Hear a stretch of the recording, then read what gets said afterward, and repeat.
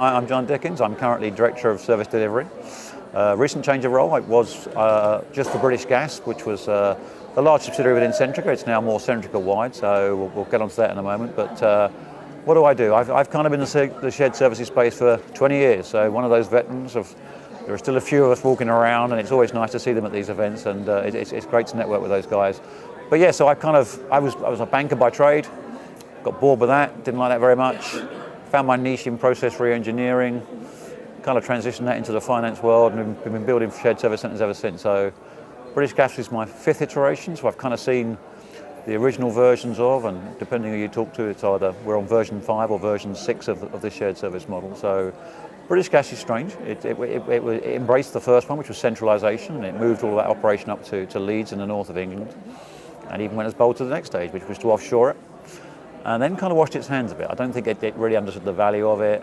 The kind of people that were allocated to run it didn't really understand what was still needed to get the value out of those things. So I'm a big advocate for saying you get the contract you deserve. If you don't manage that properly, you don't manage the relationship properly, you don't get much out of it. And I think that really was where British Gas found itself.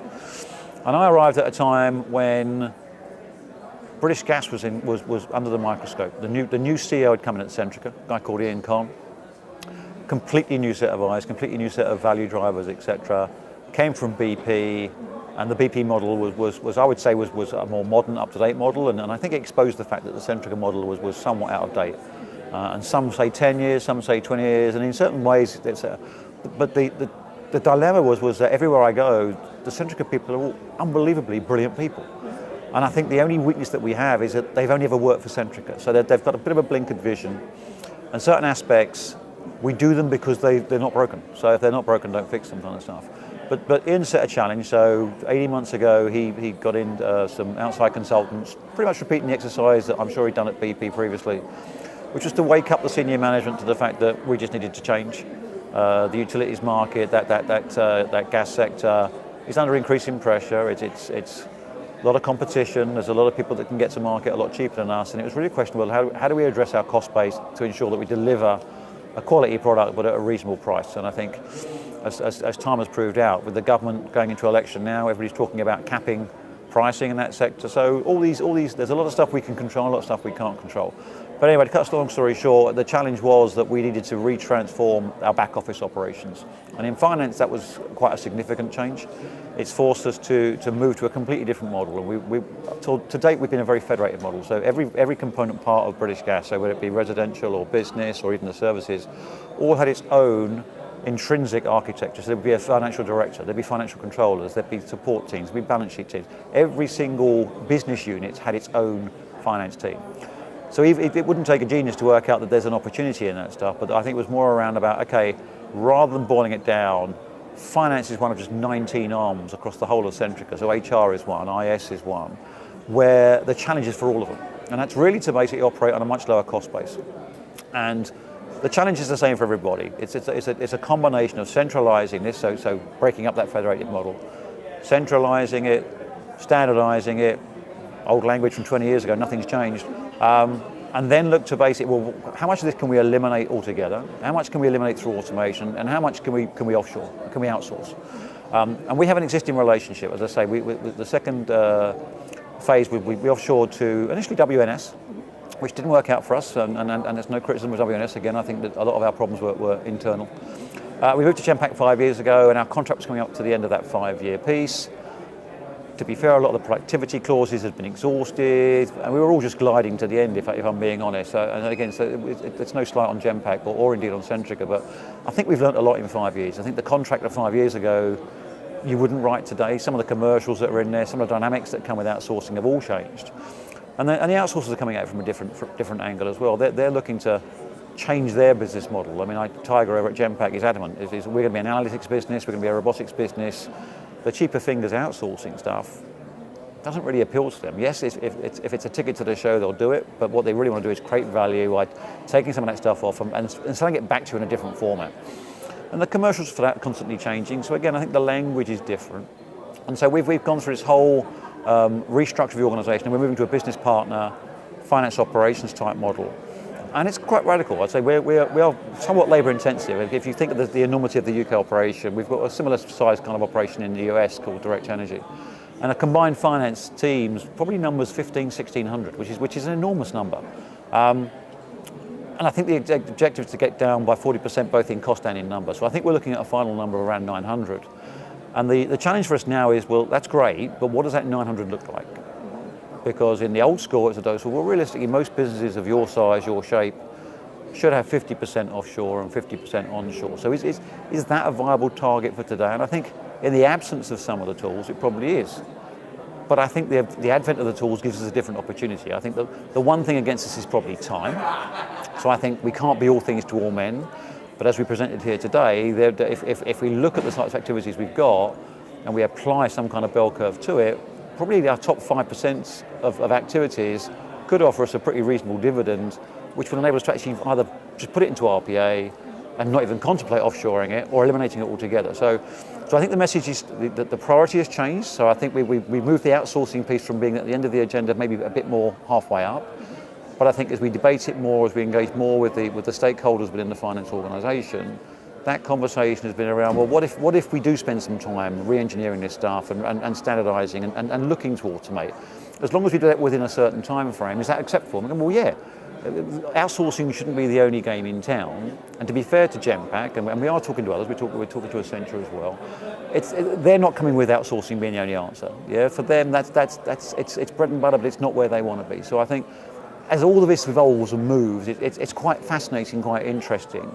I think we've got a lot of growing up to do. I think, and we're not good at change. I don't think Centrica is an organisation. We're ex-governmental. I think that culture still exists in certain elements. But the one saving grace is we've got some fantastic people. I don't know anybody bad in our organisation. We really do have some talented people. We just need to convert that, get them on board, engage with them, and get them to understand where the value is and what their role is going to be going forward. And as usual, not all of them will come out the other end, but they'll have a skill set that's transferable. Today, I worry that these people may leave the organisation in this general belief that this is how it works everywhere else, and they're going to step out and just walk into in another organisation exactly where we're going to. And it's modern finance. I think that's what we're talking about. And as I say, that's not an unhealthy thing to do. So I think as a debate, it's a healthy debate. So that's kind of where I came on board. As I say, I've got this service delivery role now. Just come back from 8 days in India, back a couple of days, come here. But it's quite important to come to these places just to get a temperature check on what's going on. And I think what's interesting is the number of people trying to flog robotics, if that's the way it's. But it's different angles. I mean, you look at the Redwoods, you've got almost like a pre-packaged kind of robotic piece. You've got others like the Automation Anywheres, your UiPath, and your Blue Prisms. They've got a foothold now, and it's now a question. Well, how does that develop? So I brought my head of IS robotics with me today. We did a presentation today, and we've laboured hard for the last 6 months trying to work out how should that shape. Because one of the key things we want to do is have the flexibility to be able to move, to be nimble. How do we have a debate where we engage with these providers, these robotics providers, and with the outsourcers, and use them to the best advantage, but at the same time retaining IP? And so what we don't do is hung at the end of our contract by people saying, well, your cost of exit is X because we own it. And I don't think, if we're going into a new contract, we might as well get that addressed now. So, but I'm always intrigued to see the mix of the things here. So a lot of the cloud-based solutions, as I say, there are less of the more traditional, and it's now more a dose of, well, actually, why buy that off the peg type thing? Why don't you use robotics in your own world and be the masters of your own destiny? So I'm really intrigued with the number of different robotic suppliers, and it was always coming. I think the leveler for a lot of these people, maybe, and it's the opportunity for these people, is I think a lot of the key speakers that are here because they've done it, but a lot of people in the audience still haven't quite started, and I think we're always in danger, and you always did a headline at a conference, and Deloitte were just as bad by saying, oh, robotics, that's last year's news. Where we are now is AI and cognitive, and people are going, oh, I bet not offer my hat on that one because I've not started yet, or I'm at proof of concept. And I think there is a lot of people needing to do a few failures, learn of how the game is played, find their feet, and then scale up. And I think that's where we all are to different degrees. So Centrica is a massive organisation. We're a 15 billion turnover. We're 40,000 staff. We've got about 30 bots up. I mean, our ambition is to have 300-400 by the end of 12 months, and it's a healthy ambition, but I imagine there's going to be a few bumps in the road to get there. But we spent a lot of time trying to get it right, But the interesting thing is the commercials continually change. So how that business thing, so the BPOs were coming in, it was all about revenue share, it was all about we'll save us some debt. Even that language is starting to change. We're now having conversations by going, well, actually, do you mind just being the process engineer? Can you do the level 5 process mapping and because that's what you're good at? Work with us with the automation piece. We keep the IP, but ultimately everybody walks away with something from the table. How does that sit? I'm not sure we could have had that conversation 12 months ago, but now we're sitting around the table and having those kind of. So it's an evolving piece. I think that those that were first to market have probably paid for it. As I say, and as that levels off and it becomes a little cheaper, a little more commercial, all we've got to do is avoid the hype. It can't be done in 3 to 4 weeks. It's not going to cost you $50,000. You've got to get smart about it. And as I say, it's interesting. A lot of language in the latter presentations has been around. So what's the impact of that on your controls mechanism? How are your audit teams addressing all that? And all that infrastructure stuff. Nobody wants to do that. That's the dirty washing kind of stuff. Everybody wants the sexy bit on the front end that sits there and do this. So no, there was a lot of noise last year. There feels like a lot more doing this year, and I think that's my take on the 2 years, and that's why you have to keep coming, really. We're a weird organisation, brilliant people, but they don't know what they don't know. I mean, even some of the toys that I'm saying are starting to taper off. There's no visibility. So I think key people have heard the word robotics. I think they're convinced that there's a play. It sounds wonderful because it sounds like I'm going to reduce cost, but what is it? What does it involve and whatever? It's a tough one. So when I first arrived at British Gas 2 years ago, I was desperately trying to force that agenda, and the VPO was actually coming to us and saying, look, we see opportunities, we'd like to work with you. Reversing back into British Gas, trying to find or engage with somebody that could see the opportunity was tough. Because I think the shared service space has been there for 3 to 5 years. I think it's been driven by the insurance companies repatriating all their voice stuff and a lot of their customer-facing stuff, and they needed those robotics and those kind of chat room type activities. And so I think this space is more mature from having the debate. But as I say, if I go back into my organisation, even talking to the IS guys, it was a genuine conversation. One of the conversations was around, well, if we think there's a need for it, we'll build our own capability. We won't go out to anybody. And it was a very kind of Centrica way of viewing it. Was IS wanted to own and grasp it and whatever, and it was a dose of, well, we could do that, but then we probably had another 5 to 10 years to the delivery and all that kind of stuff while we skill up. So I think it's taken a long while to get that engagement. As I say, we're very fortunate. Jeremy Orr came with me today. He's the guy that, I mean, he headed up SAP Enterprise for us. He had a really safe job doing SAP, but he saw the opportunity, and it's quite interesting. So for me, as much as I see it a way of reducing the amount of cheaper finger stuff I've got offshore, I also see it in those higher value stuff. So in the FPA stuff, a lot of this stuff is about pulling data from disparate systems, merging it, representing it, handing it back to the business to pass judgment. That's all in target. But for Centrica, so many, thousands of our people are frontline staff. They're customer contact people. And surely if that's available in the telecom space and in the insurance space, there's a massive play in that customer contact arrangement.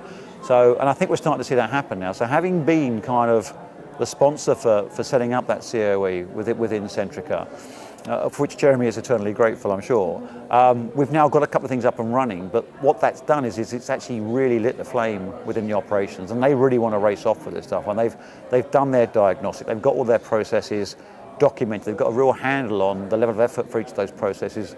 And on a Pareto basis, I mean, basically 6% of all the activities, there's a massive substantial value.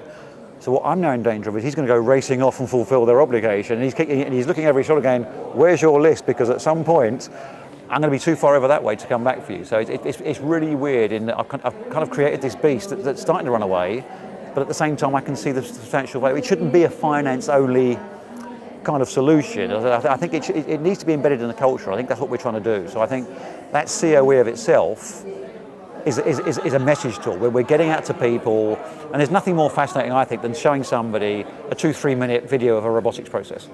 Because people go, wow, where'd you get that from? And as I say, it's all about impact, and I think it's very hard to sit there and say, where'd you get that? How can I get on board with that? But that will set its own challenges, because a million people have a million different ways of deciding how they want to do it. But no, I think if we can embed the culture, then the rest will happen. So I think it is the build it and they will come.